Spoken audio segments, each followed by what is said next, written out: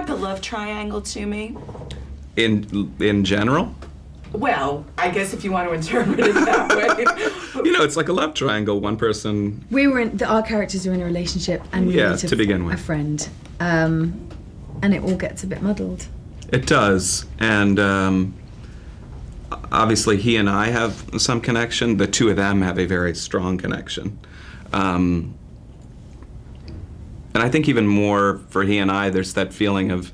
I think the relationship between he and I is not quite defined. I mean, obviously there's some sexuality that happens there, but there's also like this, we're both after her in some way. I mean, I've let go of her. It's a complicated one, isn't it? It is. I like any good relationship in any movie. I think it would be difficult to describe.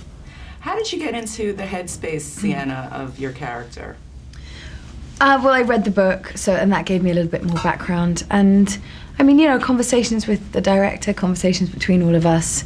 She's, I think, fundamentally quite innocent and sweet, but there's obviously this slightly destructive side to her. And you like playing that side, or is that... No, I don't think that that's really the dominant side of her that comes across in the film. I mean, I think inherently she's very in love with somebody who's kind of untamable.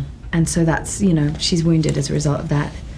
Now, Peter, I understand you were about to become a father while you were making this movie, so was that harrowing for you?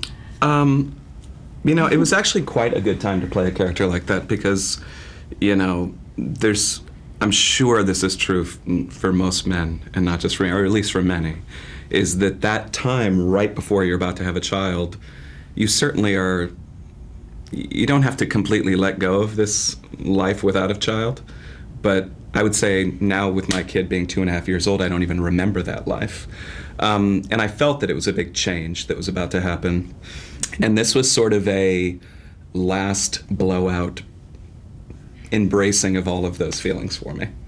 I got to do everything that this father hopefully still gets to do all of the things that my character does in the movie, but, most fathers don't, risk their lives all the time. And what about that scene where you push John Foster over the rail? He wanted to do it. John did. John wants to do everything like that. I would say out of all of us, he is the biggest risk taker. He's totally, it was a long way down. And there was a net. They did the shot of lowering him into the net. So that's actually him there, suspended, which I would have never done. I think I'd be pretty scared. Yeah. But he wanted to do the actual throw. Wow. No, but that's someone else. What did you guys do in Pittsburgh when you weren't shooting? It's a great city. I mean, Yeah, we karaoke. We karaoke'd. A lot of this film was nights. It was night shoots, so... What's your signature karaoke song? I still got some both of you doing yours. I think I did These Boots Are Made for Walking. That's a go-to. And I did Behind Blue Eyes because it seemed very right for Cleveland. Love The Who. Nobody knows what it's like. Yeah. You did do that. To be hated, to be faded. We were shooting nights, so it's that very weird transient kind of. That's always good out. for chemistry, though. On location, shooting nights. It's my wife was about to have a baby, but and I was flying back every 10 minutes on a Seneca airplane. He's a bad flyer as well. I was not flying the plane, but yeah.